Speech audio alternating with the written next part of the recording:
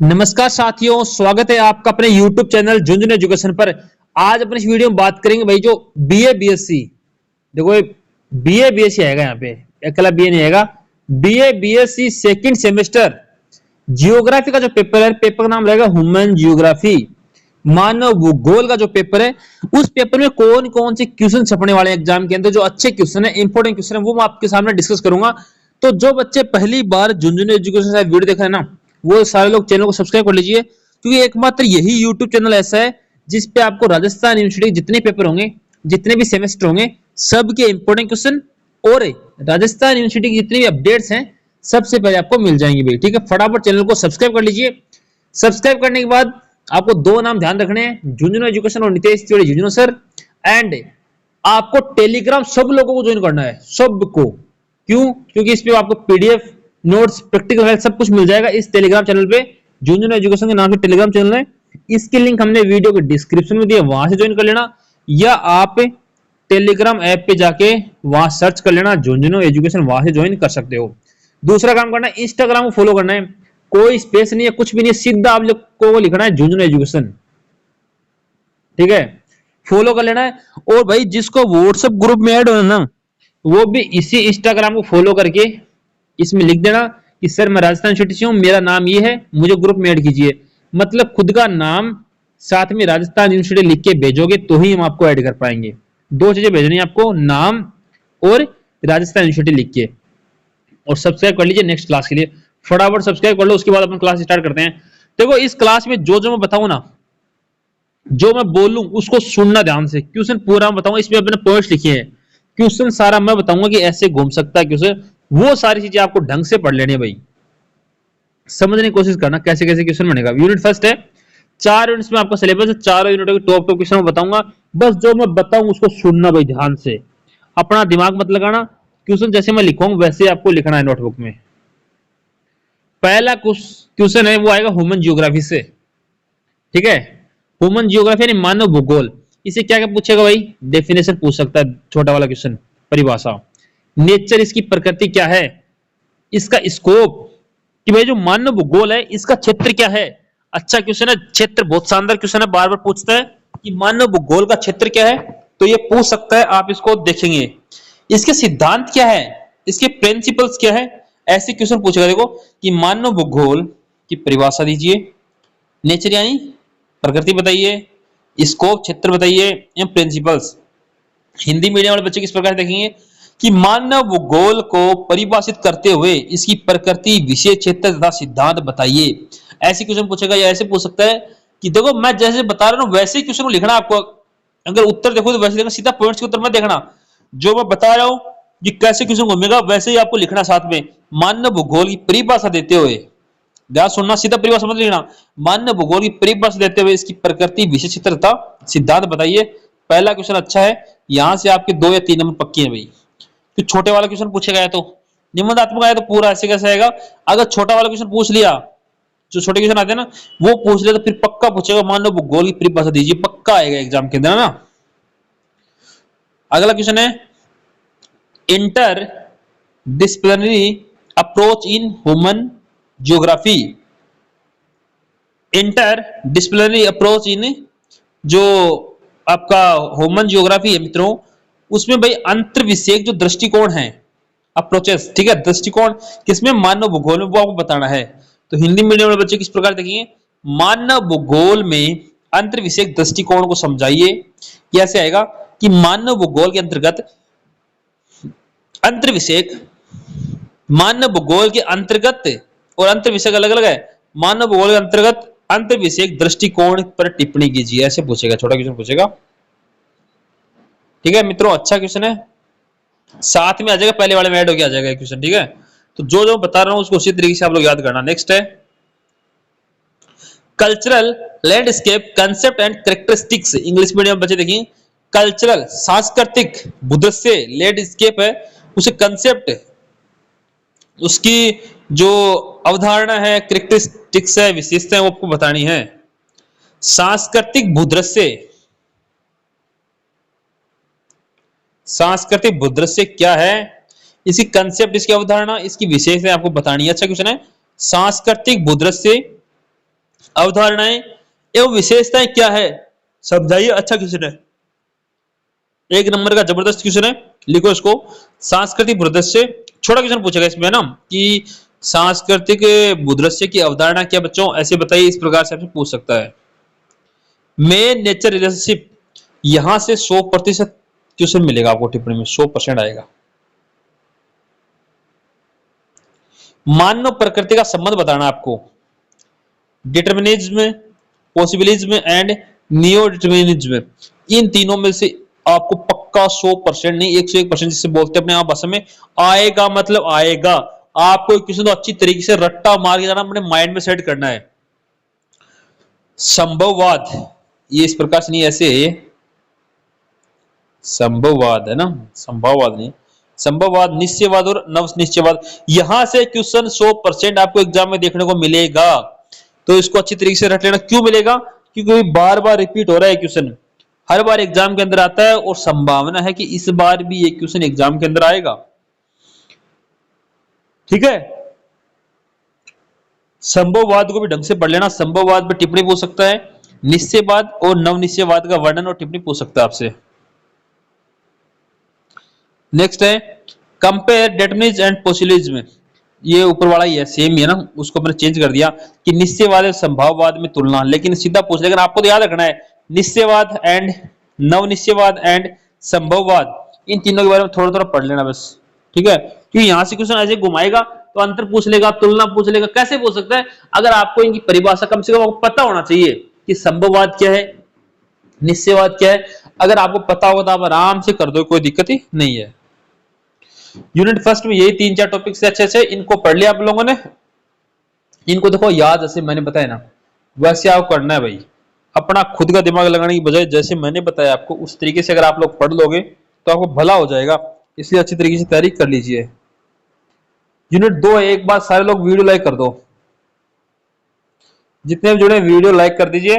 और आप कौन सी कॉलेज में पढ़ रहे हो, अपनी कॉलेज का नाम कमेंट करो भाई, फटाफट कॉलेज का नाम कमेंट करो, जितने भी जुड़े हुए हो कॉलेज का नाम कमेंट करो। क्वेश्चन नंबर फर्स्ट है cultural religious meanings and classification, जो सांस्कृतिक प्रदेश हैं उसका अर्थ एंड वर्गीकरण बताना है। किसका? सांस्कृतिक प्रदेश का अर्थ एवं वर्गीकरण आपको समझाना है। सांस्कृतिक प्रदेश क्या है, इसका अर्थ एवं इसका वर्गीकरण आपको समझाना है, समझाना ही नहीं बल्कि समझाना है। ठीक है ना, तो अच्छी तरीके से याद देखना सांस्कृतिक प्रदेश का अर्थ और वर्गीकरण। रेशियल क्लासिफिकेशन, ठीक है, जो प्रजातीय हैं वर्गीकरण के आधार बताइए, मतलब इसको प्रजातीय वर्गीकरण पूछ सकता है डायरेक्ट, आपसे पूछे अगर रेशियल क्लासिफिकेशन है डायरेक्ट पूछ सकता है, प्रजातीय वर्गीकरण भी सीधा पूछ सकता है। तो इस प्रकार से आपको देखना है। नेक्स्ट है मोस्ट इंपोर्टेंट, ग्रिफिथ टेलर है उसका क्लासिफिकेशन का सिद्धांत है वो बताना आपको, और ग्रिफिथ टेलर का प्रजातीय वर्गीकरण 100% मोस्ट इंपोर्टेंट।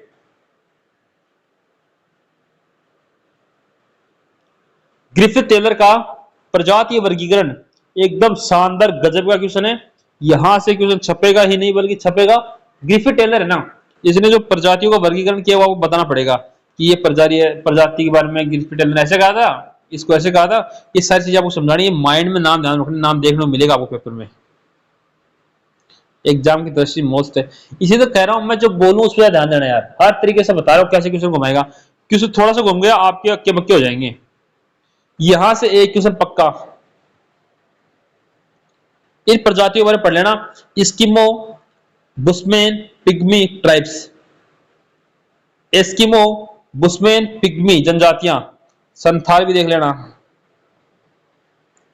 भील भी देख लेना, ये तो मैं बता रहा हूं साथ साथ, लेकिन पर पढ़ लेना। ठीक है, भील संथाल ऐड कर लेना इसको। ठीक है, एस्किमो, बुशमैन और पिग्मी जनजाति के साथ आपको संथाल जनजाति याद करनी है और भील जनजाति ये भी आपको याद करनी है। क्यों याद करनी है? क्यों अच्छा क्वेश्चन बनेगा यहां से। ठीक है, एस्किमो और बुशमैन जनजातियों के साथ, पिग्मी जनजातियों के साथ आपको संथाल और भील जनजाति भी देखनी है। लो भाई, संथाल और भील आ गई ना इस बार। संथाल, नागा एंड भील ट्राइब्स ये आपको देखना है। मैंने बताया ना, संथाल, नागा, भील जनजाति। देखो पिग्मी, संथाल, नागा, भील और कौन सी थी एक, हाँ एस्किमो और बुशमैन। Eskimo, Bushman. निबंधात्मक क्वेश्चन है भाई यहां से एक, इन 6 जनजातियों के बारे में आपको अच्छी तरीके से पढ़ना है, ठीक है। यहां से पक्का क्वेश्चन है, यहां से पिग्मी, एस्किमो, बुशमैन प्रजातियां, संथाल, नागर, भील जनजातियां, यहां से 100% एग्जाम के अंदर क्वेश्चन छपेगा एग्जाम के अंदर। इनको रट्टा मार लेना, इन 6 चीजों को 100%, अपन 101 बोलते हैं तो वो भी कम है, पक्का छपेगा एग्जाम के अंदर। 100% क्वेश्चन है, तो यहां से इसको अच्छी तरीके से तैयार कर लेना। एक बार चैनल को सब्सक्राइब कर लो, ताकि जैसे ही मैं अगला वीडियो अपलोड करूँ ना, आपके पास डायरेक्ट नोटिफिकेशन आए, आपको कहीं घूमने की जरूरत ना पड़े, डायरेक्ट आपके पास नोटिफिकेशन आना चाहिए। एक बार सारे लोग चैनल को सब्सक्राइब कर लीजिए भाई। Religious composition of world population, religious composition of world population, English medium बच्चे लिखेंगे religious composition of world population. World population है उसका रिलीजियस कंपोजिशन है, उसका वर्णन करना है। विश्व जनसंख्या की धार्मिक संरचना, इसको रिलीजियस छोड़ सकते हैं अपन, इसको ऐसे पूछेगा आपसे, विश्व जनसंख्या विस्फोट, ये पूछ सकता है भाई। एंड वर्गीकरण, वर्गीकरण पूछ सकता, सही बात है। विश्व जनसंख्या विस्फोट और वर्गीकरण दोनों पूछ सकता है आपसे। विश्व जनसंख्या विस्फोट पूछ सकता है, या ज्यादा चांसेस है कि विश्व जनसंख्या वर्गीकरण पूछे गए, ठीक है। और वर्ल्ड पॉपुलेशन का भाषाई संरचना, ये देखना भाई, किस प्रकार से भाषाओं में बट गया अपना देश, विश्व की जनसंख्या किस प्रकार से भाषाओं में, जैसे हिंदी बोलने वाले अलग हैं, इंग्लिश बोलने वाले अलग जगह हैं, तो भाषाई जो संरचना के आधार है किसके, पॉपुलेशन के, वो आपको बताने हैं। विश्व जनसंख्या भाषाई संरचना वो आपको बतानी है मित्रों। एक बार सारे लोग टेलीग्राम ज्वाइन करो, जो मैंने बताया है जूनियर एजुकेशन, और इस इंस्टाग्राम को फॉलो करना है, इसमें कोई स्पेस वगैरह नहीं है, आपको फॉलो करना है और फॉलो करके मैसेज भेजना है कि सर मेरा नाम, मतलब खुद का नाम भेजना आपका, और साथ में राजस्थान यूनिवर्सिटी लिखना है। राजस्थान यूनिवर्सिटी लिख के भेज दो कि आपको ग्रुप में जोड़ दिया जाएगा। और एक बार सारे लोग चैनल को सब्सक्राइब कर लो भाई, ताकि जैसे अगला पेपर का वीडियो हम लोग अपलोड करें तो आपके पास नोटिफिकेशन पहुंच जाना चाहिए। इसलिए सभी बच्चों के मोबाइल में चैनल को सब्सक्राइब करा हुआ होना चाहिए, ताकि सबकी हेल्प हो, हर एक बच्चे तक अपन को क्वेश्चन पहुंचाने हैं अच्छे अच्छे। World population growth, distribution and density, जो मैंने बताया ना जनसंख्या विस्फोट वाला, ये ऐसे बनता है क्वेश्चन। जनसंख्या वृद्धि, वितरण और घनत्व बताना आपको। एक क्वेश्चन है ना, निबंधात्मक छपेगा, आपको जनसंख्या के बारे में निबंध याद कर लेना, बात यही है। आपको विश्व जनसंख्या वृद्धि पर निबंध याद करना है। एक क्वेश्चन निबंधात्मक यहां से पक्का आएगा, बड़ा वाला क्वेश्चन। क्या आएगा, निबंधात्मक क्वेश्चन आएगा, तो अच्छी तरीके से याद कर लेना, क्योंकि सेकंड में भी था लास्ट क्वेश्चन, और इसमें भी एक पॉइंट बनता है, विश्व जनसंख्या की वृद्धि, वितरण, भाषाई संरचना, ये आपको याद करनी है। एग्जाम में देखने को मिलेगा आपको पक्का। वर्ल्ड पॉपुलेशन में जो डिस्ट्रीब्यूशन है, ग्रोथ है एंड क्लासिफिकेशन है, किस प्रकार से इसकी डेंसिटी क्या है, वो आपको सारी चीजें पूछ सकता है। तो एक क्वेश्चन तो आपको निबंधात्मक याद करना, निबंध याद कर लेना, बस आप तो निबंध याद कर लेना जनसंख्या वृद्धि पर। तो पहले पढ़ते थे अपन जनसंख्या वृद्धि पर निबंध लिखो, तो अभी आप विश्व जनसंख्या वृद्धि पर एक निबंध लिखना सीख जाओ भाई, एग्जाम आएगा। फैक्टर्स अफेक्टिंग पॉपुलेशन डिस्ट्रीब्यूशन, उसी क्वेश्चन को सेम टू सेम है, आप जनसंख्या वितरण को पढ़ोगे ना तो उसको प्रभावित करने वाले कारक, क्वेश्चन एक ही बन रहा है ना, मैंने अलग अलग क्यों निकाले कि भाई अगर मान लो निबंधात्मक की जगह लघुरात्मक आ जाए, तो फिर लघुरात्मक ऐसे पूछ सकता है ना कि जनसंख्या वितरण, पॉपुलेशन डिस्ट्रीब्यूशन को फैक्टर इफेक्टिंग कौन से हैं, उसको फैक्टर्स क्या है, ठीक है, उसको प्रभावित करने वाले कारक, अफेक्ट करने वाले कारक कौन से हैं, वो आपको इसमें बताने हैं। तो मैंने क्वेश्चन अलग क्यों रखा कि भाई मान लो लघुरात्मक आ जाए तो आपको वो नहीं पढ़ना है, आपको वो आएगा निबंधात्मक ही आएगा। जनसंख्या वृद्धि आएगा तो निबंधात्मक क्वेश्चन आएगा बड़े वाला, अगर छोटा क्वेश्चन आएगा फिर जनसंख्या वितरण क्या है ऐसे पूछ सकता है, या इसको प्रभावित करने वाले कारक पूछ सकता है, ठीक है ना, या जनसंख्या वृद्धि के कारक पूछ सकता है।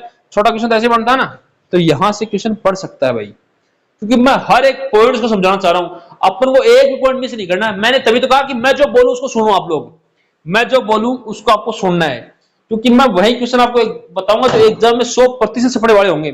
तो जनसंख्या वितरण को प्रभावित करने वाले कारक आपको देख लेने हैं। अच्छा क्वेश्चन है, लिटरेसी एंड सेक्स रेशियो क्या है, ठीक है, लिंगानुपात और जो साक्षरता है वो क्या है, लिंगानुपात और साक्षरता क्या, इससे क्या क्वेश्चन बनेगा इसका सिग्निफिकेंस और इसका इंपॉर्टेंस पूछेगा भाई। लिंगानुपात एवं साक्षरता का महत्व क्या है? बताओ भाई, साक्षरता का महत्व क्या? अच्छा क्वेश्चन है। लिंगानुपात और साक्षरता का महत्व है, इस प्रकार से आपसे क्वेश्चन पूछ सकता है मित्रों। माल्थस का जनसंख्या सिद्धांत मोस्ट इंपोर्टेंट, यह सिद्धांत आपको एक भी नहीं छोड़ना जो मैं बता रहा हूं। Malthus theory of population, Malthus ji जो थे उन्होंने तो बस कह दिया, हाँ सिद्धांत याद कर लो, करना तो पड़ेगा ना। माल्थस का सिद्धांत है, सॉरी माल्थस का जो सिद्धांत है किसके लिए? पॉपुलेशन के लिए, वो आपको बताना है। अच्छा जबरदस्त क्वेश्चन है, आपको रट्टा मारना है। माल्थस का पॉपुलेशन सिद्धांत, माल्थस का जनसंख्या सिद्धांत। डेमोग्राफिक ट्रांजिशन थ्योरी, जनसांख्यिकीय संक्रमण सिद्धांत क्या है? ये इंपॉर्टेंट रह सकता है लेकिन मोस्ट नहीं बोलेंगे इसको, ठीक है। आ सकता है ज्यादा से नहीं है, जनसांख्यिकीय संक्रमण सिद्धांत का इतना नहीं है, लेकिन माल्थस वाला वो ज्यादा इंपॉर्टेंट है, तो उसको अच्छी तरीके से पढ़। देखो मैंने हर एक चीज को बताई है, हर एक चीज को बता रहा हूं कैसा इंपॉर्टेंट है, आपको अच्छी तरीके से याद करना है। डेमोग्राफिक ट्रांजिशन थ्योरी, इसको आप किस प्रकार पढ़ोगे वो तो आपको पढ़ना पड़ेगा, एग्जाम की दृष्टि से मोस्ट क्वेश्चन है ये भी। Human development index, concept and components, घटक और अवधारणा किसकी? मानव विकास सूचकांक, 100% छप गया एग्जाम के अंदर। ये अत्यंत महत्वपूर्ण प्रश्न है, आपको याद करना है। ह्यूमन डेवलपमेंट इंडेक्स एचडीआई क्या है?